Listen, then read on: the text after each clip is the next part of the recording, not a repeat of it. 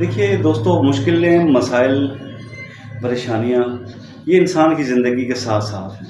جب تک آپ زندہ ہیں تو پریشانیاں بھی آئیں گی، مشکلیں بھی آئیں گی، مسائل بھی آئیں گے، اور اللہ پاک نے جب بھی کوئی مشکل ہوتی ہے تو اس کا حل پہلے پیدا کرتے ہیں، مشکل بعد میں آتی ہے۔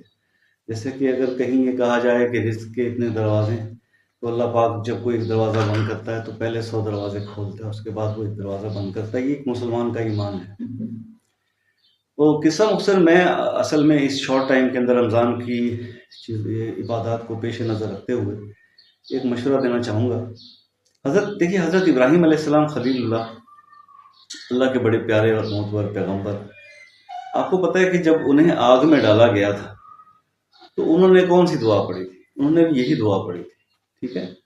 تو اب بتائیے کہ جب انہوں نے یہ دعا پڑھی تو جو وہ آگ تھی وہ گلزار بن گئی، وہ پھول بن گئی۔ تو اس دعا کے اثرات کو